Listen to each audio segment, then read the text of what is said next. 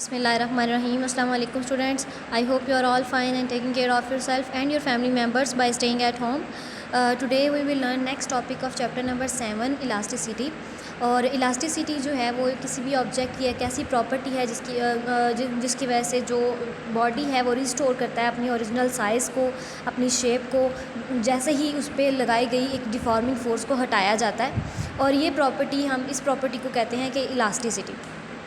आप लोगों को डिफरेंट जो मटेरियल्स दिखाए गए हैं फिगर 7.22 में एक स्प्रिंग और एक रॉड दिखाई गई है, उसके बाद एक स्ट्रिप दिखाई गई है। अगर इन तीनों पर different deforming forces different forms में लगाई जाएँ, यानी कि ए पे स्प्रिंग पे आपको एक फ़ोर्स लगाई जाए जैसे कि एरो में दिखाया गया उस डायरेक्शन में, तो जो स्प्रिंग है उसकी लेंथ इंक्रीज़ कर जाएगी। अगर हम बी वाली फिगर को देखें, उसमें अगर हम एक कपल जो दो फोर्सेस अपोजिट डायरेक्शन में अप्लाई करें, उसको ट्विस्ट करें तो उसकी शेप चेंज हो जाएगी। इसी तरह अगर हम स्ट्रिप को चेंज करें, स्ट्रिप पे लगाएं फोर्स, तो वो बेंड हो जाएगी और उसकी शेप जो है वो चेंज होगी और वो वॉल्यूम ज़्यादा जो है वो उसका इंक्रीज़ कर जाएगा।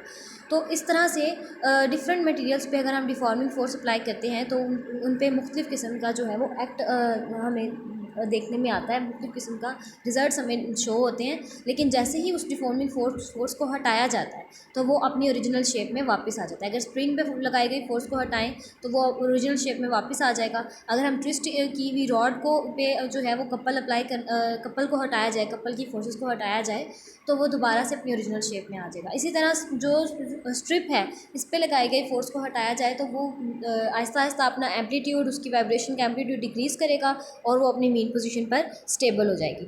और आपको फिगर इसमें पैराग्राफ की लास्ट फोर्थ लाइन में आपको डिफॉर्मिंग फोर्स की डेफिनेशन गिवन है। The applied force that changes shape, length और volume of a substance is called deforming force. इसको अंडरलाइन कर लें, ये शॉर्ट क्वेश्चन में आपसे पूछा जा सकता है। और उसके बाद आपको पिंक बॉक्स में इलास्टिसिटी की डेफिनेशन गिवन है। जो दो टर्म्स नेक्स्ट आपको गिवन है इलास्टिसिटी के बाद, स्ट्रेस और स्ट्रेन, इसको देख लेते हैं। Stress is related to the force producing deformation. Stress उस फोर्स को कहते हैं जो कि डिफॉर्मेशन प्रोड्यूस कर रही हो। It is defined as the force acting on unit area at the surface of a body is called stress. Force per unit area को हम कह रहे हैं कि ये स्ट्रेस के इक्वल है। इसका फार्मूला आपको गिवन है 7.8 फिगर में, 7.8 इक्वेशन आपको जो गिवन है वो फार्मूला गिवन है। ये आप साथ लिखेंगे अगर आपको 2 मार्क्स के लिए पूछा जाता है। और उसके साथ आपको इसका यूनिट गिवन है, क्योंकि force per unit area, stress का फार्मूला है फोर्स का यूनिट न्यूटन और एरिया का यूनिट मीटर स्क्वायर, तो इसका जो यूनिट बन जाएगा वो हमारे पास न्यूटन पर मीटर स्क्वायर आ जाएगा। नेक्स्ट है term strain. Strain, when the strain acts on a body it may change its length, volume और शेप।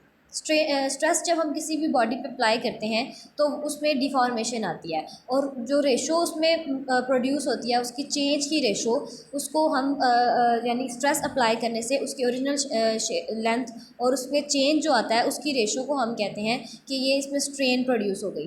ठीक है, अगर किसी भी सपोज़ हमने यहाँ पे जो एग्जांपल्स पढ़ी हैं इसमें फर्स्ट जो हमने देखा था, स्प्रिंग में हम फोर्स अप्लाई कर रहे थे तो उसको जब फोर्स अप्लाई करते हैं तो उसकी लेंथ इंक्रीज़ हो गई थी। उसकी ओरिजिनल लेंथ फोर्स अप्लाई करने से पहले और उसके बाद उस पर फोर्स अप्लाई करने के बाद जो उसमें लेंथ में चेंज, मतलब लेंथ में चेंज आया है, उस चेंज इन लेंथ को अगर उसकी ओरिजिनल लेंथ के साथ उसकी रेशो ली जाए तो हमारे पास स्ट्रेन की वैल्यू आ जाएगी। इसी तरह हम स्ट्रेन फाइंड कर सकते हैं वॉल्यूम में। अगर वॉल्यूम, ओरिजिनल वॉल्यूम और चेंज इन वॉल्यूम लें, इन दो टर्म्स को, इन दोनों की रेशो लें तो हमारे पास स्ट्रेन आ जाएगी वॉल्यूम के लिए।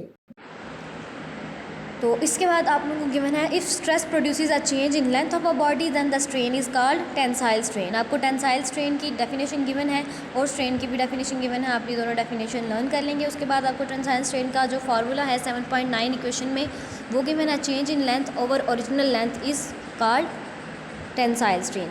स्ट्रेन हैज़ नो यूनिट, क्योंकि चेंज इन लेंथ रेशो में ओवर के ऊपर भी, न्यूमिनेटर में और डिनोमिनेटर में, दोनों में आपको जो यूनिट है वो मीटर गिवन है और दोनों का यूनिट की कैंसिलेशन की वजह से हमारे पास यूनिट एंड पे नहीं आ रहा। इसके अलावा इसकी इस तरह से भी हम रीज़न बता सकते हैं कि अगर हम रेशो लेते हैं किसी चीज़ की तो रेशो का कोई यूनिट नहीं होता।